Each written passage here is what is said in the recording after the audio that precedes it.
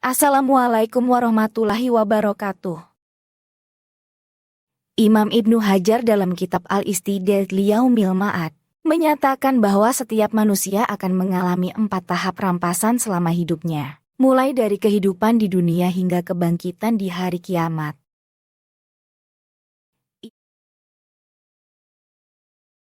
Artinya, anak keturunan Adam akan menghadapi 4 kali rampasan. Malaikat maut akan mengambil dengan paksa rohnya, ahli waris akan mengambil hartanya, cacing akan mengambil jasadnya, dan para musuh akan mengambil pahala amalnya. Pertama, malaikat maut akan mengambil nyawa manusia secara paksa. Sebagaimana telah diketahui, setiap individu telah ditentukan waktu ajalnya.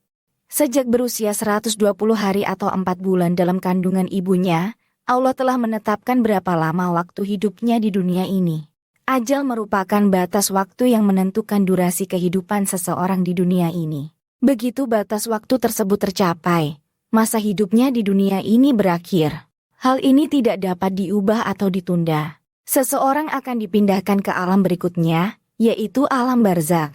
Tidak ada yang dapat mengantar seseorang dari kehidupan dunia menuju kehidupan akhirat kecuali melalui satu hal, yaitu kematian. Pada saat kematian seseorang tiba, malaikat mautlah yang mendatanginya. Tidak ada pemberitahuan sebelumnya.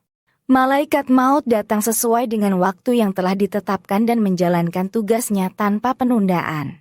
Ia mencabut roh setiap manusia dengan tegas dan paksa, tanpa kompromi.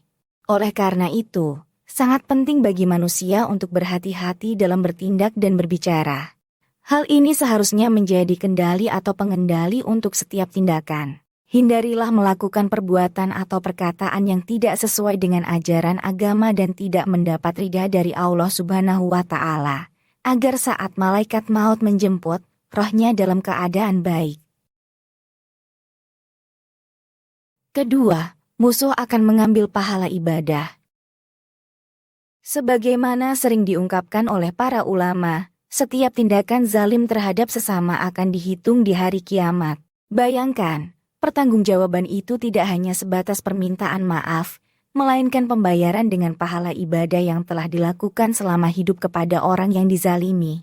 Dan jika saldo pahala tidak mencukupi, dosa sang penzalim akan ditransfer kepada yang dizalimi. Mari kita bayangkan betapa setiap perkataan kasar, sindiran, dan perlakuan tak menyenangkan akan menjadi catatan di akhirat selama kita belum mendapat ampunan dari yang dirugikan.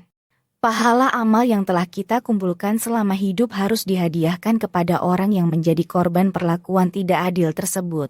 Pemahaman ini menegaskan pentingnya menjaga akhlak yang baik, menghindari perlakuan tidak adil terhadap sesama, dan memberikan hak-hak orang lain dengan penuh keadilan. Ketiga, ahli waris akan mengambil harta secara paksa. Ketika seseorang meninggal dunia maka mau tidak mau, suka atau tidak suka, semua harta yang ditinggalkannya akan diambil dan dimiliki oleh ahli warisnya. Harta yang selama bertahun-tahun dicari dan dikumpulkan, juga yang selama ini disayangkan untuk digunakan, mau tidak mau harus diberikan kepada ahli warisnya. Ia tak dapat menolak dan melarang. Yang menyedihkan adalah bahwa kelak di hari kiamat, dia juga yang akan dihisab dan mempertanggungjawabkan semua harta tersebut. Dia yang lelah mencari dan mengumpulkan, namun orang lain yang menikmatinya. Sementara dia yang harus mempertanggungjawabkan semuanya di hadapan Tuhannya. Keempat, cacing akan memakan tubuhnya secara paksa. Ketika seseorang telah meninggal dunia dan tubuhnya dikuburkan, binatang-binatang melata seperti cacing dan lainnya akan memakan tubuh yang sudah tak bernyawa tersebut. Sebagaimana diketahui, pada diri manusia terdapat 2 unsur, yakni unsur daging dan unsur roh. Masing-masing unsur ini seharusnya mendapatkan porsi yang cukup sesuai dengan kebutuhannya. Jasad atau tubuh manusia, yang berupa daging, perlu diperhatikan kebaikan dan kesehatannya melalui makanan, minuman, dan berbagai perawatan. Demikian pula, roh juga harus diperhatikan kebaikannya dan menjaga kesuciannya dengan ilmu yang bermanfaat, mendekatkan kepada Allah. Namun, Tidak dapat dipungkiri bahwa sebagian besar manusia lebih banyak memperhatikan daging daripada ruhnya. Untuk kepentingan daging, tak jarang seseorang rela mengeluarkan berjuta harta, makanan dan minuman yang enak, serta program perawatan tubuh yang berkelas dengan biaya tinggi, adalah hal-hal lumrah yang banyak dilakukan oleh manusia untuk kepentingan dagingnya. Padahal, daging yang diperhatikan dengan penuh seksama dan berbiaya mahal itu pada akhirnya akan menjadi makanan bagi cacing. Banyak orang yang lebih memperhatikan daging, yang kelak menjadi makanan cacing. Sedikit orang yang memperhatikan roh dan kebaikan serta manfaat selama hidup di dunia, yang kelak akan kembali kepada Tuhannya. Semoga Allah menjadikan kita hamba-Nya yang selalu mendapatkan petunjuk-Nya dan meraih kebahagiaan abadi di akhirat. Amin ya Rabbil Alamin.